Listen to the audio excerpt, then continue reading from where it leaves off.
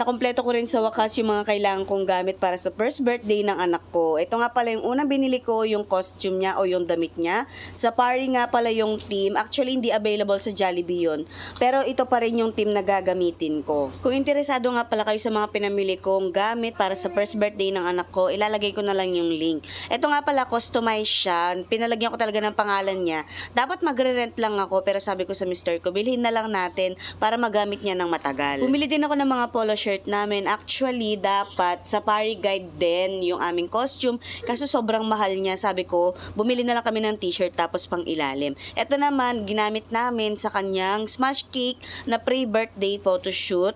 And then, bumili din ako ng mga loot bags na kailangan para dito ko ilalagay yung mga candies and giveaway para sa mga babies or sa mga batang darating sa birthday ni Sky. Mas mahal itong design ng loot bag na ito compare sa iba. Pero ito kasi talaga yung gusto ko, kaya pinush ko na kahit medyo pricey. Bumili din ako ng mga ibang lobo. Ito naman, happy birthday na banderitas. Dito naman sa bahay ito, iso-surprise namin si baby pagkagising niya.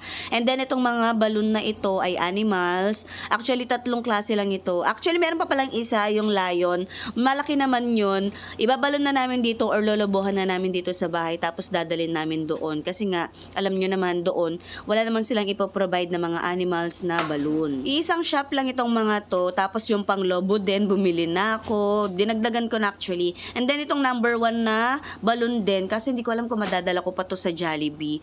Tapos tig-dalawang letter ng pangalan ni Sky yung binili ko. Isa dito sa bahay, isa nga sa Jollibee. Ito ang cute. Actually, kala ko malalaki itong mga to. Kaya pala mura kasi maliliit lang. Bumili na din ako ng maraming kandila. Actually, kala mo naman ang daming cake, no? Pero madami kasing beses na ipapahipan namin yung kanyang cake. Kaya bumili ako ng maraming kandila. Syempre, may kasamang boots yung kanyang costume. So, ito yung binili namin, yung may zipper sa gilid para hindi nga kami mahirapang magpasuot sa kanya ng sapatos. Kaya dalawa ito kasi nga yung una, sabi ni Mr. lakihan namin yung size.